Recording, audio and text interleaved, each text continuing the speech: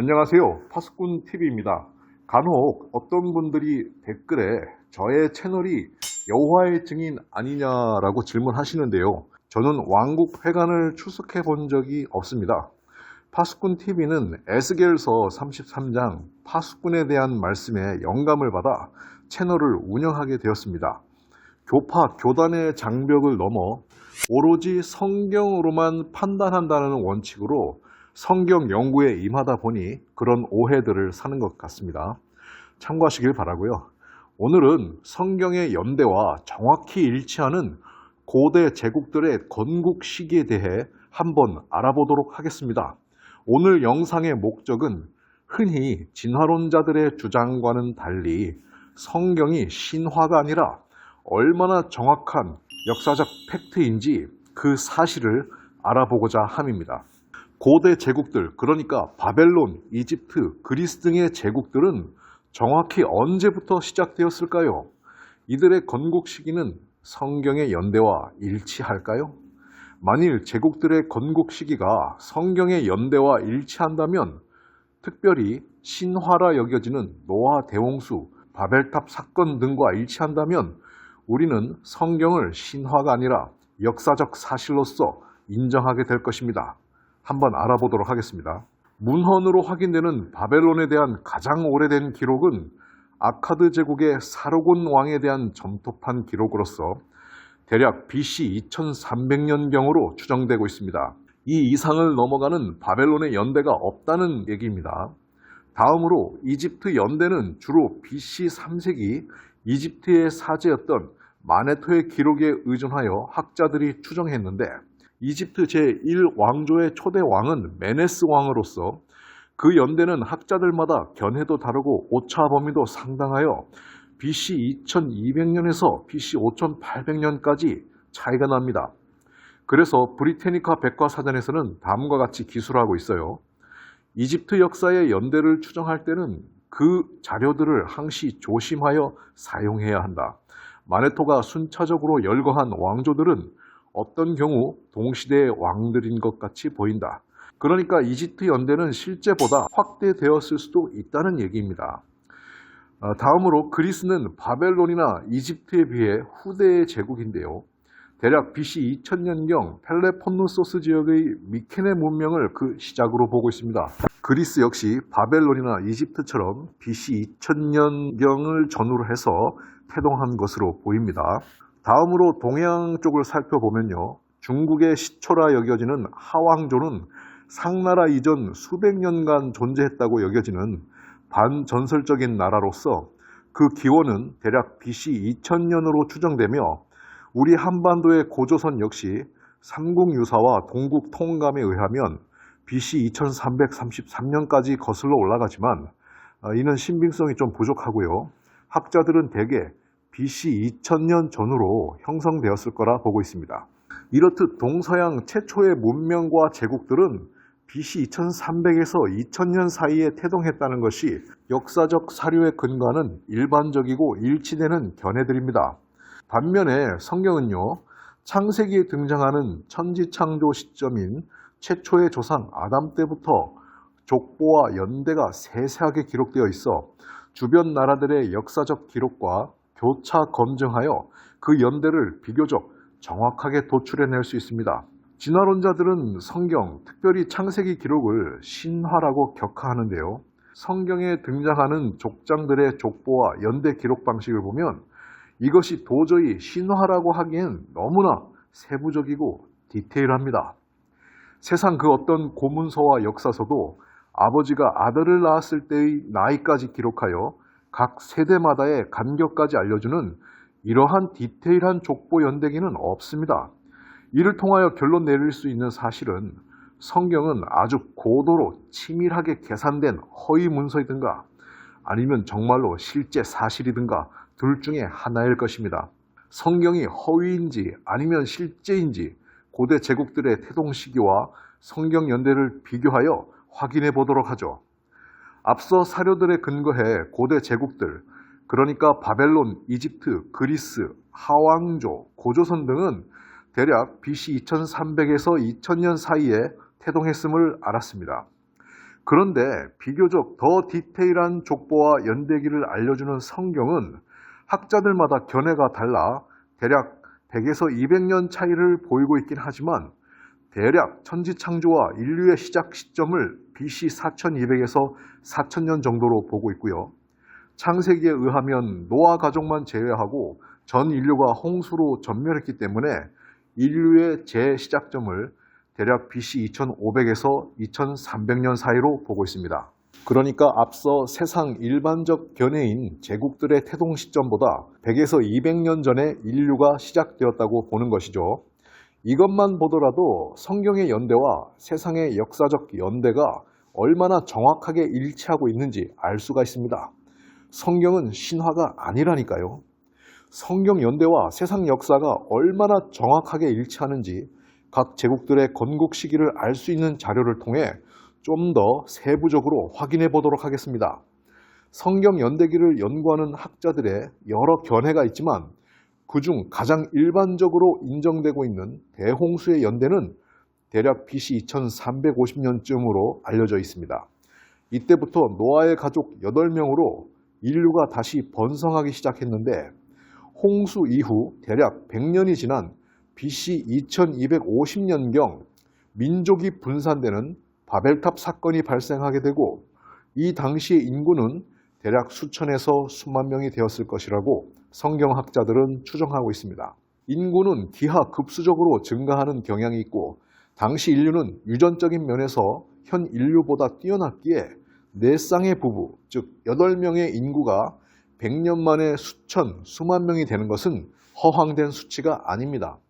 일례로 현재 대가족 관련 기네스북에 등재된 사람은 87세 우크라이나 남성 파벨 세메뇨크라는 인물인데요.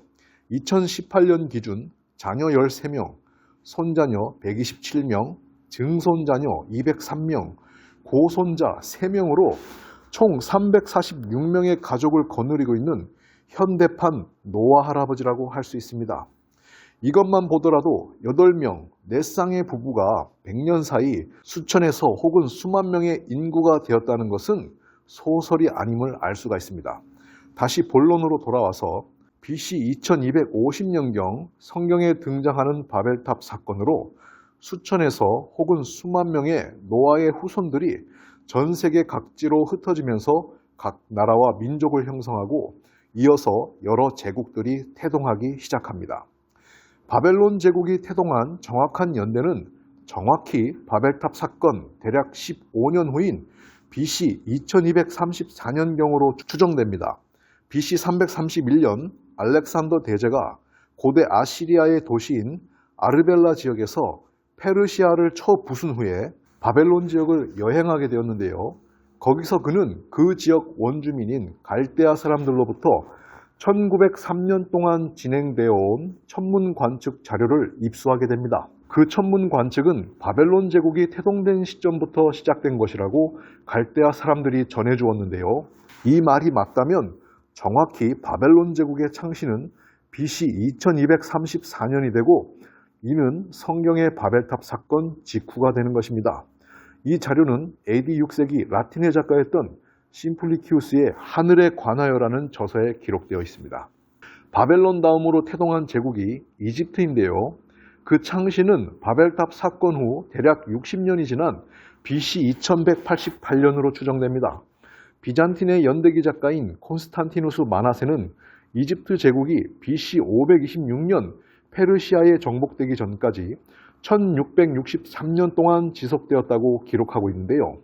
이 자료 역시 맞다면 이집트의 건국 연대는 정확히 BC 2188년이 되는 것으로 수천에서 수만 명의 노아의 후손들 중 일부가 이집트를 건국했을 가능성이 있다는 얘기입니다.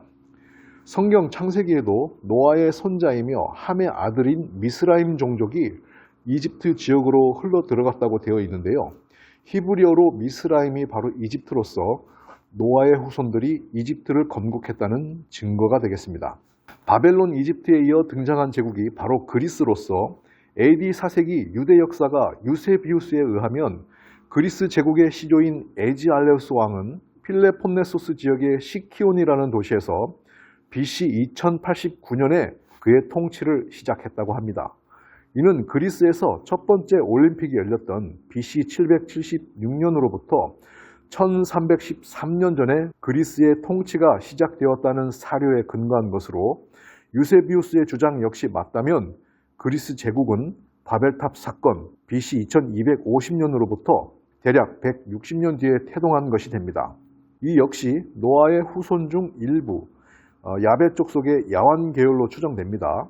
노아의 후손 중 일부가 그리스를 건국한 것으로 보이며 이 역시 성경의 연대와 순차적 일치성을 보여주고 있습니다. 그리고 사료에 의하면 중국의 하나라와 만주 한반도의 고조선 역시 이 시기와 일치하는 BC 2000년 전후로 추정되고 있습니다. 이렇게 역사 속에서 여러 제국들은 정확히 성경에 기록된 바벨탑 사건 이후 100년의 안팎의 시간 흐름 속에서 태동하게 되었는데요. 이는 성경의 연대와 세상의 역사가 정확히 일치한다는 증거가 되겠습니다. 바벨탑 사건 이후 노아의 후손들은 세계 각지로 흩어졌고 각 지역에서 번성하면서 제국이 태동되었던 것이죠. 특히 만주 한반도에 정착한 우리의 조상, 즉 원시 고조선인들도 본래 성경에 등장하는 노아의 후손들로서 바벨탑 사건 이후 이 근동에서 극동으로 넘어와 고조선을 건국했으며 알이라는 고대 근동의 유일신을 섬기며 고인돌, 돌제단에서 제사를 지내는 등 구약 원시 야훼 신앙의 일부 분파라는 사실을 제 채널에서 확인하실 수 있습니다. 마지막으로 성경과 고대 제국 사이의 연결고리를 제국들의 신화에서 찾을 수가 있습니다. 성경에 기록된 홍수전 세상은 하늘의 타락한 천사, 즉 신들이 강림하여 인간 여인과 결혼하여 통치하던 세상으로 홍수 이후에는 그들의 피, 즉 유전자를 물려받은 일부 고대의 용사라 불리는 인물들, 성경에는 니므롯, 세상 역사에는 길가메시 혹은 바로왕 등이 자신들이 그 신들의 후손임을 자처하며 신화를 통치 이념으로 삼아 제국들을 건설하게 된 것입니다. 이는 고조선의 건국 신화인 단군 신화도 마찬가지입니다. 하늘의 아들인 환웅과 웅녀라는 여인의 결혼 이야기, 이 모든 것이 바로 성경에 등장하는 홍수전 세상, 타락한 신들, 천사들과 인간 여인의 결혼, 그리고 그들이 통치했던 세상을 모티브로 나온 것들입니다. 우리가 신화라고 생각했던 이런 이야기들이 사실은 신화가 아니라 당시 제국들이 건설될 당시 통치자들의 통치 정당성을 보증해주는 실제 역사였다는 얘기죠. 오늘날의 현대 국가들이 종교, 그러니까 기독교, 이슬람교, 불교 혹은 공산주의, 자유민주주의 등 여러 이념들로 국가의 정체성과 정당성을 삼으려고 하듯 수천 년 전 고대 제국들은 성경에 등장하는 실제 역사, 홍수전 세상에서 벌어졌던 신과 인간 사이에 태어났던 고대 용사들, 전능한 자들, 마이티 원, 네피림의 후손임을 자처하며 바벨론, 이집트, 그리스 등 각 제국의 정당성을 부여하고 있었던 것입니다. 사실 성경이나 이런 신화들이 실제 역사이고 오늘날 과학이라 여겨지는 진화론이 허황된 신화였다는 사실을 세상 사람들은 잘 모르고 있는 것입니다. 이는 성경 이사야서에 보면 검은색을 희다 하고 흰색을 검다 하는 이 세상의 영적인 암흑 상태를 잘 보여주는 것 같습니다. 오늘 파수꾼TV는 여기까지고요. 다음 시간에도 성경과 세상을 이해할 수 있는 좋은 영상과 자료 준비하여 올리도록 하겠습니다. 구독과 좋아요, 댓글은 저에게 힘이 됩니다. 감사합니다.